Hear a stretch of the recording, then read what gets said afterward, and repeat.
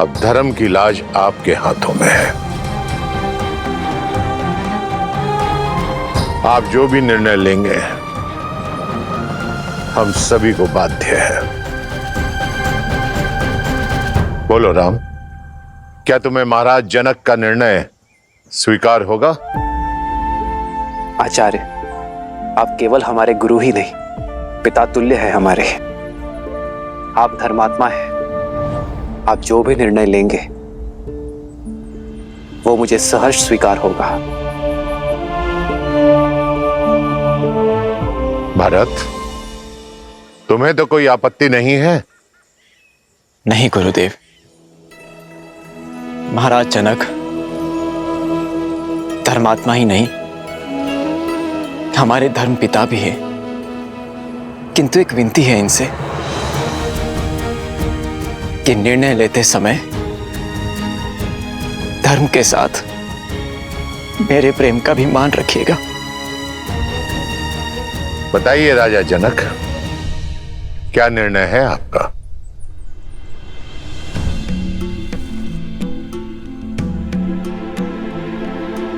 कोई भी निर्णय लेने से पहले मैं अपने सौभाग्य को धन्यवाद देता हूं कि मुझे इस धर्म सभा में उपस्थित होने का अवसर मिला। एक और राम है जो धर्म और मर्यादा की प्रतीक है, तो दूसरी ओर भरत जो प्रेम और समर्पण की पराकाष्ठा है।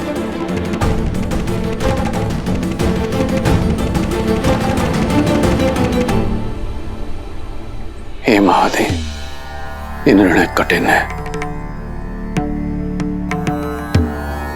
मुझे सद्बुद्धि देना, प्रेरणा देना, ताकि मैं उचित निर्णय ले सकूं। हर हर महादेव।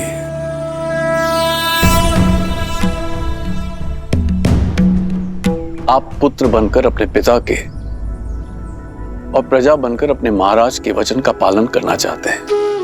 आप धर्म के पथ पर हैं। शास्त्रों में भी कहा गया है, धर्मो रक्षति रक्षितः, अर्थात जो धर्म की रक्षा करता है धर्म उसकी रक्षा करता है।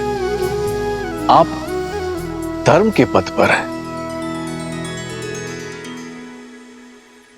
और भरत,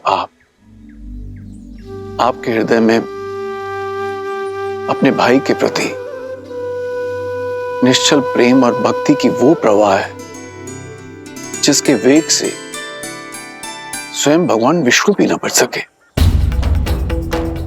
जिन्होंने अपने भक्त प्रहलाद को उनके पिता हिरण्यकश्यप के आतंक से बचाने के लिए अपनी माता के गर्भ से जन्म लेने की भी प्रतीक्षा नहीं की और सृष्टि के सारे नियमों को तोड़कर एक स्तंभ से नरसिंह के रूप में अवतरित होकर अपने भक्त प्रहलाद की रक्षा की। ये कर्म ही धर्म पर निश्चल प्रेम की विजय का सूचक है। और आज जब एक पलड़े में राम का धर्म है और दूसरे पलड़े में भरत का प्रेम, तो मेरे विचार से आज भी प्रेम का पलड़ा ही भारी है। अतः विजय प्रेम की हुई, विजय भरत की हुई।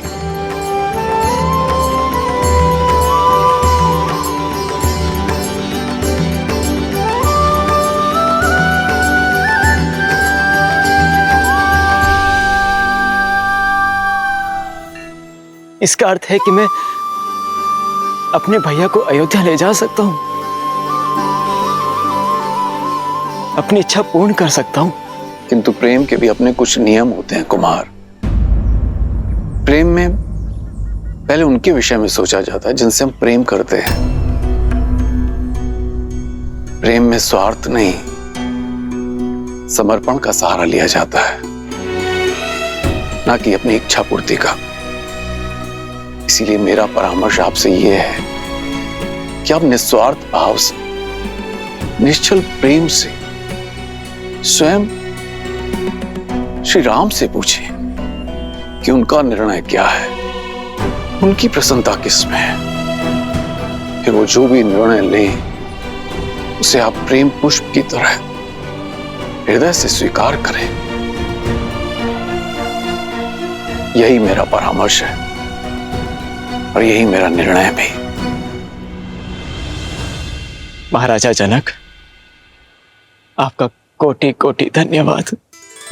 निश्चल और निस्वार्थ के प्रेम की परिभाषा आज समझ आई मुझे, और इसके लिए भरत आपका सदैव आभारी रहेगा।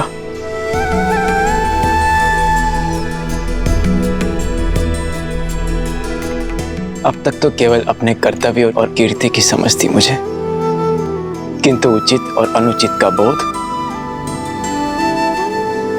अब समझ आया। मेरे भैया ने अपने पिताश्री के वचनों का पालन करना स्वीकार किया, किंतु इन्हें मेरी भी एक इच्छा स्वीकार करनी होगी, और ये मेरा निर्णय है। या तो भैया सिंहासन स्वीकार करें या मैं मृत्यु का आलिंगन करूंगा।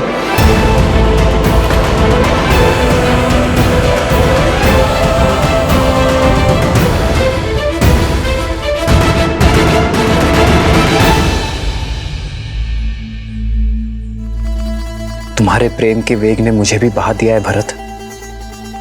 तुम मुझे अयोध्या के राज सिंहासन पर बैठते देखना चाहते हो ना, तो वही सही। तुम्हारी प्रसन्नता के लिए मुझे वो भी स्वीकार है। सच भैया? हाँ भरत,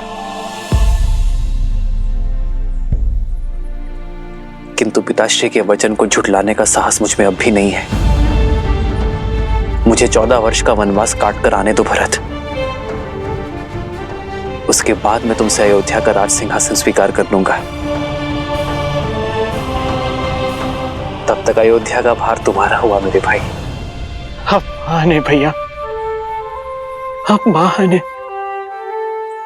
आपने अपने धर्म और मेरे प्रेम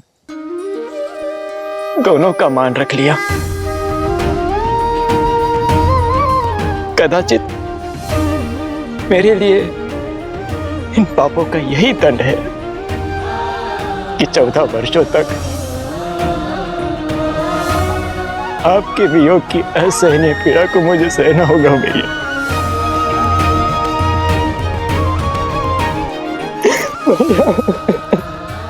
भरत,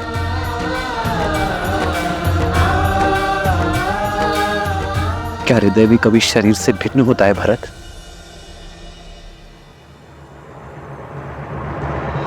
भैया, आप जो कह रहे हैं वो सब स्वीकार है मुझे, परंतु यदि मैं आपसे कुछ मांगूं तो क्या आप दोगे?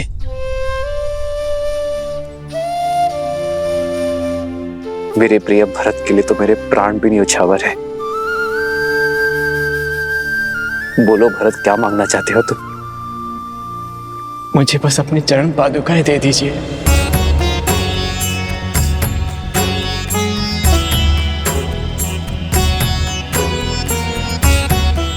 अयोध्या का राज्य भार बहुत बड़ा है भैया, और जिस सिंहासन पर मेरे भैया राम का अधिकार हो, उस सिंहासन पर बैठने का मैं दुस्साहस नहीं कर सकता।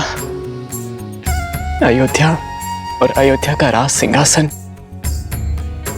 आपकी प्रतीक्षा करेंगे। प्रतीक्षा के इन क्षणों में आपकी चरण पादुका को राज सिंहासन पर रख अपना कर्तव्य निभाऊंगा।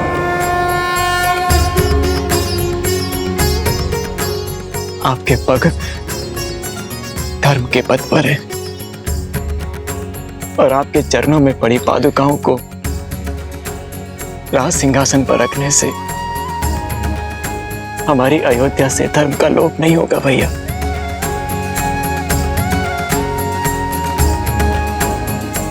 भरत, तुम्हारा ये भ्रातृ प्रेम अमर रहेगा। तुम्हारा नाम केवल लेने से सबके पाप दूर हो जाएंगे। उनके मन से द्वेष, ईर्ष्या और लोभ की भावना हमेशा हमेशा के लिए समाप्त हो जाएगी।